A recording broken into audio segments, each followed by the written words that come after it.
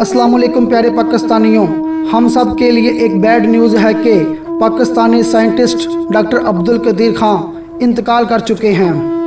Doctor Abdul Qadeer Khan 1936 में India के एक शहर भोपाल में पैदा हुए। इसके बाद डॉक्टर अब्दुल कदीर खान 1952 में पाकिस्तान में मुंतकिल हो गए। डॉक्टर अब्दुल कदीर खान ने 1960 में कराची यूनिवर्सिटी से मेटलर्जी में डिग्री हासिल की। डॉक्टर अब्दुल कदीर खान ने जर्मनी और हॉलैंड से आला तालीम हासिल की।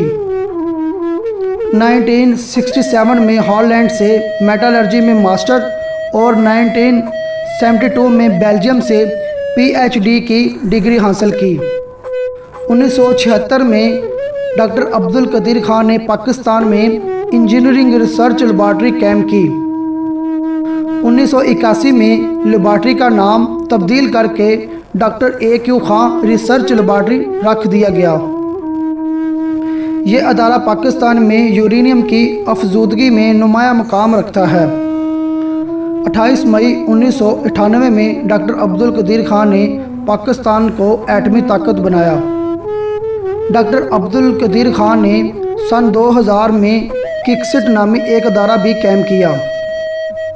डॉक्टर अब्दुल कदीर खान को 1989 में हलाल इम्तियाज़ और 96 में निशान इम्तियाज़ से भी नवाजा गया।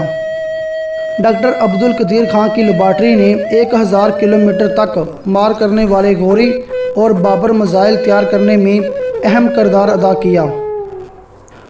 डॉक्टर अब्दुल कदीर खान कुछ अरसा से शदीद बीमार थे। इनकी मौत की अहम वजह फेफड़ों की बीमारी थी। डॉक्टर अब्दुल कदीर खान ने 86 बरस की उम्र में वफ़ात पाई।